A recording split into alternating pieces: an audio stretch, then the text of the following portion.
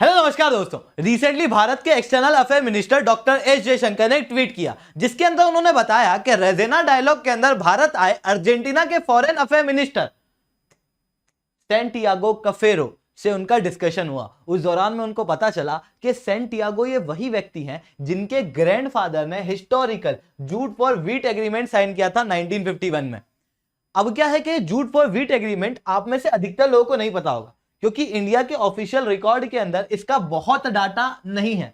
Even भारतीय media ने भी इसको बहुत कवर नहीं किया था। इस कारण से यहां पर हम लोगों को इस एग्रीमेंट के बारे में नहीं पता है, पर इसने हमको फेमाइन में बहुत मदद की थी। तो मैं आप लोगों के साथ में इसी एग्रीमेंट को डिस्कस करूंगा, बट उसके पहले आप लोग मेरे साथ में SRC10 टेलीग्राम ग्रुप के ऊपर जुड़ सकते हो। क्लास की अपडेट PPT PDF आपको यहाँ पे मिल जाती है। अब अगर मैं शॉर्ट में बताऊं कि यार ये एग्रीमेंट था क्या, तो इन शॉर्ट में ये जो एग्रीमेंट था वो कुछ ऐसा था कि अर्जेंटीना जो है वो भारत को व्हीट देगा और बदले में इंडिया जो है वो अर्जेंटीना को जूट देगा। यहां पर पेमेंट का कोई ट्रांसफर नहीं हुआ, कमोडिटी का ट्रांसपोर्ट हुआ था जो कि एक बार्टर सिस्टम जैसा था। 1949 के अंदर ये एग्रीमेंट पहली बार हुआ था इंडिया और अर्जेंटीना के बीच में। अब हम लोग को ये सब पता कैसे चला, तो ये अलग अलग सोर्सेज से पता चला है। अगर आप देखोगे तो 1932 के अंदर यूएस गवर्नमेंट ने एक रिपोर्ट तैयार की थी टेक्सटाइल मार्केट ऑफ अर्जेंटीना, जिसके अंदर इन्होंने अर्जेंटीना के अंदर टेक्सटाइल मार्केट कितना बड़ा है उसको एनालाइज करने की कोशिश की थी, क्योंकि उनका मेन एम था कि जूट को उनको पहुंचाना था अर्जेंटीना के अंदर। जिसके अंदर उन्होंने कहा अर्जेंटीना जो है वो भारी मात्रा में जूट मंगाता है कई सारे देशों से, पर अमेरिका से नहीं लेता है। इसी रिपोर्ट के अंदर इन्होंने लिखा कि इंडिया जो है एक बहुत बड़ा लीडिंग कमर्शियल प्रोड्यूसर है जूट का, मतलब भारत में इस समय पर बहुत ज्यादा जूट का प्रोडक्शन जो है वो किया जाता था। नॉट जस्ट दिस, एक और डॉक्यूमेंट है जो कि अमेरिका के प्रेसिडेंट का है। अमेरिका के उस समय पे प्रेसिडेंट थे हैरी एस ट्रूमैन, जिसने अपील की थी भारत के लिए, क्योंकि इस समय पे भारत के अंदर फेमाइन आया था। भारत के अंदर जब फेमाइन आया था तो भारतीयों की हेल्प के लिए उन्होंने एक स्पेशल मैसेज भेजा था कांग्रेस को, ताकि भारतीयों की मदद की जा सके। जिसके आधार पर एक कानून पास हुआ था। एक कानून था India emergency food assistance act, जो कि जून 1951 में पास हुआ था। इसी एक्ट के जब आप डॉक्यूमेंट को देखोगे तो इस एक्ट के डॉक्यूमेंट के अंदर यह लिखा हुआ है कि इंडिया ने फेमाइन झेला था due to various natural disaster. Bharat के अंदर कई सारे नेचुरल डिजास्टर आते हैं जैसे कि अर्थक्वेक, फ्लड, ड्रॉट और प्लेग, जिसके कारण से भारत की फसल खराब हो गई थी और यहां पर भूखमरी की सिचुएशन आ गई थी। ऐसी कंडीशन में भारत को फूड ग्रेन की आवश्यकता थी, और जब भारत को फूड ग्रेन की आवश्यकता थी तो अमेरिका ने भारत को फूड ग्रेन भेजे थे इस एक्ट के तहत, और हर महीने लगभग 2.5 लाख टन तक का फूड ग्रेन भारत के पोर्ट पे आता था। और टोटल मिला के इस समय तक जो फूड ग्रेन आया था वो लगभग 15 लाख टन तक का था। मतलब भारत को फूड ग्रेन की उस समय पर बहुत ज्यादा आवश्यकता थी। उस दौरान में पाकिस्तान की तरफ से भी मदद आई थी, पर पाकिस्तान के साथ में भारत के कॉन्फ्लिक्ट थे। 1951 का एक डॉक्यूमेंट है जो कि 22 जनवरी का है, कांग्रेस रिकॉर्ड है एक्चुअल में अमेरिका का, जिस दौरान में कांग्रेस के अंदर स्टाइल ब्रिज ने एक स्टेटमेंट दिया।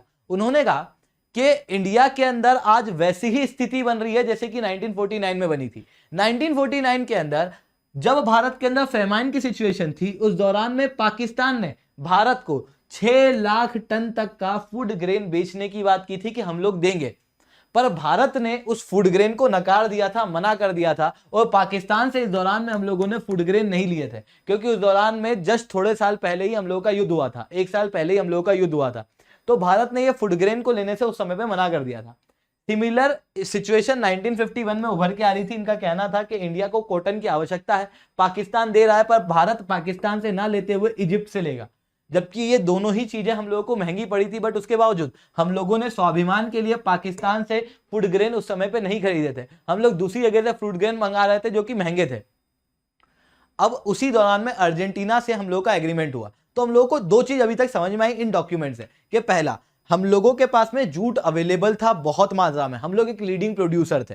दूसरा कि हम लोगों को व्हीट की बहुत ज्यादा आवश्यकता थी क्योंकि भारत के अंदर फेमाइन की सिचुएशन थी। अब इस दौरान में अर्जेंटीना से हमारा रिलेशन कैसा था, तो 1943 के अंदर अर्जेंटीना के अंदर एक ट्रेड कमीशन भारत ने खोला था अर्जेंटीना की राजधानी में। वहीं उसी ट्रेड कमीशन को 1949 के अंदर हम लोगों ने एम्बेसी में कन्वर्ट कर दिया था। और अर्जेंटीना के अंदर जो एम्बेसी भारत की बनी थी वो पूरे साउथ अमेरिका के अंदर पहली एम्बेसी थी, और इसी से जस्ट ये रिलेशन बैठने के बाद ही जूट फॉर व्हीट एग्रीमेंट हुआ। इसकी क्या कंडीशन थी उसको समझेंगे, बट उसके पहले अगर आप लोगों को अनअकैडमी पर सब्सक्रिप्शन लेना है तो इट्स अ हाई टाइम, आप बिल्कुल सब्सक्रिप्शन ले सकते हो। आप कोड यूज कर सकते हो SRC10, जिसके बाद में आपको अनअकैडमी के ऊपर 20% तक का डिस्काउंट मिलेगा। आज ऑफर की लास्ट तारीख है। SRC10 कोड का यूज करने के बाद में आपको मेरे द्वारा पर्सनली 1-on-1 मेंटरशिप मिलेगी। अब बात करते हैं कि हम लोगों को ये जूट फॉर व्हीट एग्रीमेंट के बारे में पता कैसे लगा। 1990 की किताब है जो कि लिखी गई थी कांग्रेस के फॉर्मर MP NP चौधरी द्वारा, जिसका नाम था इंडियाज लैटिन अमेरिका रिलेशन। इसके अंदर क्लियरली ये कहा है कि भारत सरकार ने जैसे ही अर्जेंटीना के साथ में हम लोगों का डिप्लोमेटिक रिलेशन स्थापित हुआ, उसके बाद में हम लोगों ने एक एग्रीमेंट किया जिसके तहत अर्जेंटीना और भारत जूट और व्हीट को एक्सचेंज करने वाले थे। सिमिलर चीज हमको इंडिया के ऑफिशियल डॉक्यूमेंट में भी दिखाई देती है। इंडिया का ऑफिशियल डॉक्यूमेंट है जो कि एक्सटर्नल अफेयर मंत्रालय का है 1949 के समय का। हालांकि ये डॉक्यूमेंट बहुत डिटेल में नहीं है, क्योंकि उस दौरान में भारत एक नया रिपब्लिक बना था। जब भारत एक नया रिपब्लिक बना था तो उस दौरान में डॉक्यूमेंटेशन की इतनी खबर नहीं थी, इस कारण से बहुत कुछ चीजें नहीं लिखी है। बस इतना लिखा है कि भारत सरकार ने अर्जेंटीना की सरकार से एक एग्रीमेंट किया है जिसके तहत जूट और व्हीट जो है वो एक्सचेंज किया जाएगा। किस कंडीशन पे किया जाएगा ये हमको पता चलता है यूएस के डाटा से। अमेरिका के अंदर फॉरेन ट्रेड बुलेटिन है 1950 की, जनवरी 1950 की, जिसके अंदर ये कहा गया है कि भारत और अर्जेंटीना के बीच में जो एग्रीमेंट हुआ है बार्टर सिस्टम का, उस बार्टर एग्रीमेंट के अंदर, उस बार्टर डील के अंदर व्हीट का प्राइस सेट किया गया है 26 यूरो प्रति मेट्रिक टन, और जूट का प्राइस जो है वो सेट किया गया है 204 यूरो प्रति मेट्रिक टन, और इसी के आधार पर यहां पर एक्सचेंज जो है वो किए जाएंगे। साथ में इसी एग्रीमेंट को बाद में 1950 में एक्सटेंड किया गया था। यह भी डाटा हम लोगों को मिलता है अमेरिका के डॉक्यूमेंट में। 1951 का अमेरिका का US senate committee on finance का डॉक्यूमेंट है जिसके अंदर कहा है कि इंडिया और अर्जेंटीना का एग्रीमेंट एक्सटेंड हुआ है 1950 में, दिसंबर 1950 में। मतलब जो एग्रीमेंट नवंबर 1949 में हुआ था उसे वापस एक्सटेंड किया गया था दिसंबर 1950 के अंदर। साथ में कितना एक्सचेंज हुआ वो चीज हम लोग को पता चलती है US department of agriculture Nemo के अंदर, जो कि 21 फरवरी 1951 की है, जिसके अंदर 1950 का जो अरेंजमेंट है वो कुछ इस तरीके से बताया गया है कि इंडिया जो है वो 50,000 टन जूट देगा अर्जेंटीना को, वहीं अर्जेंटीना जो है बदले में 3,90,000 टन व्हीट देगा इंडिया को।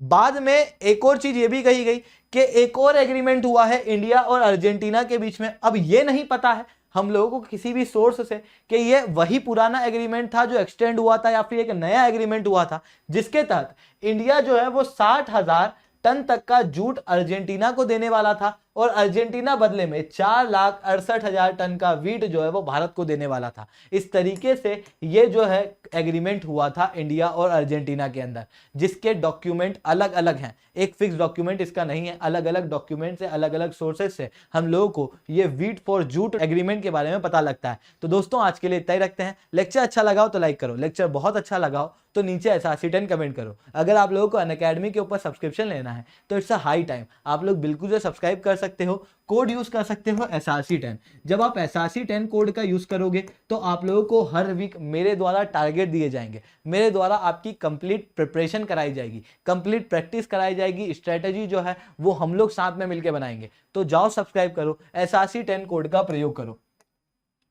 इसके अलावा प्रीलिम्स की टेस्ट बुकलेट भी अवेलेबल है अभी सब्सक्रिप्शन के साथ में, आपको ये बिल्कुल फ्री ऑफ कॉस्ट मिलेगी।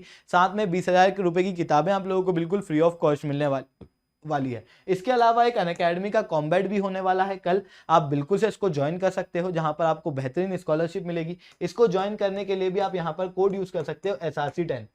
इसके अलावा अनअकैडमी की टेस्ट सीरीज भी अवेलेबल है, आप ये टेस्ट सीरीज भी ज्वाइन कर सकते हो। ठीक है, यहाँ पर भी अगर आप SRC10 कोड का यूज करोगे तो आप लोगों को डायरेक्ट डिस्काउंट जो है वो अवेलेबल हो जाएगा। तो दोस्तों आज के लिए इतना ही। जय हिंद, जय भारत।